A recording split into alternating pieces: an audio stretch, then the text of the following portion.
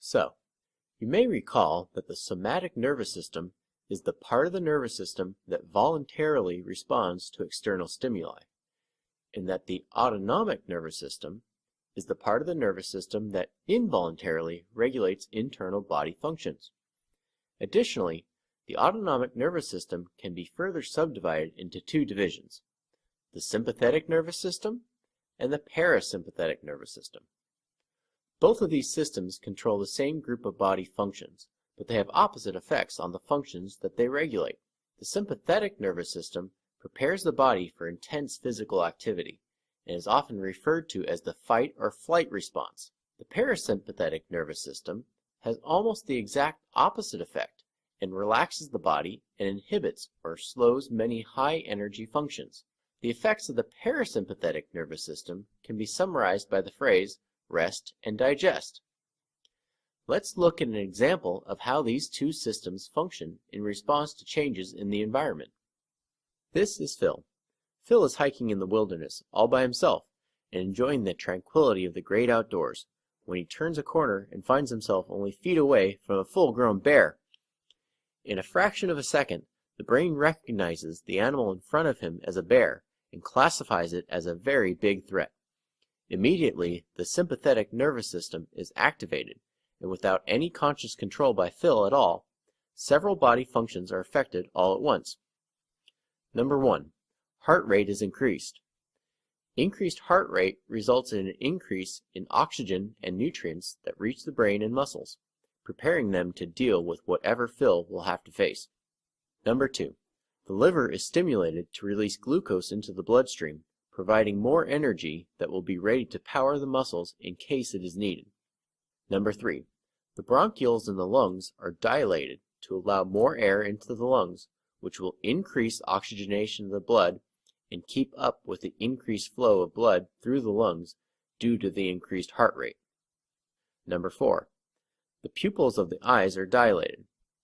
Because the sympathetic nervous system is often activated when people are surprised, pupil dilation is a visual cue that we use to read surprise on people's faces.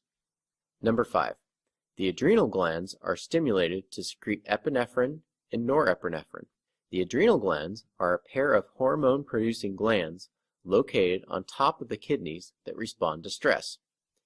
Together, the epinephrine and norepinephrine secreted by the adrenal glands have the same basic effects as the nerves of the sympathetic nervous system, by increasing heart rate, increasing bronchial dilation, and increasing glucose release from the liver. In addition, norepinephrine is also known to increase alertness. It may seem redundant that these hormones have the same actions as the sympathetic neurons, but hormones have longer lasting effects than nerve impulses, so while the initial fight or flight response is mediated by neurons, these hormones serve to reinforce and help to sustain the response. Number 6. Digestive activity is inhibited. In the moment of truth, a person may need every last ounce of energy they can muster. If Phil makes it through this ordeal, then he'll have plenty of time to complete digestion of whatever he ate for breakfast. Number 7. The bladder is relaxed.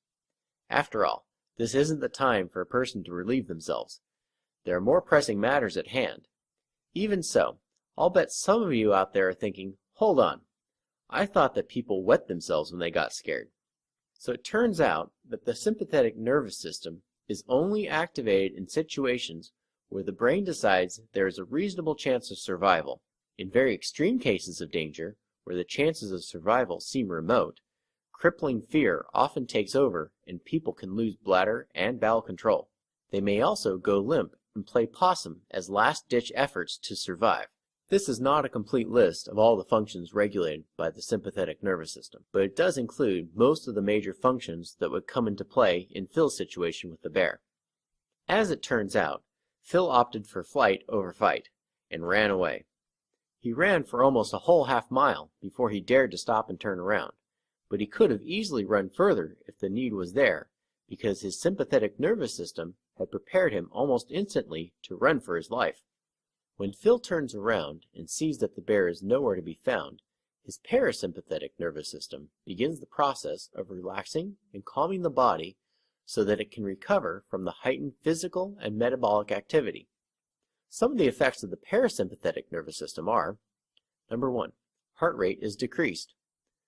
With the danger behind him, Phil no longer needs increased blood supply to his muscles, so the heart can slow down and conserve energy. Number 2, the liver stops releasing glucose into the blood and instead focuses its activity on producing bile and detoxifying dangerous substances.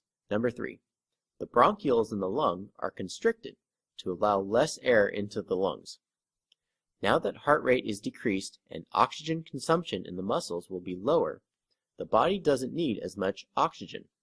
Number 4, the pupils of the eyes constrict back to a more normal size.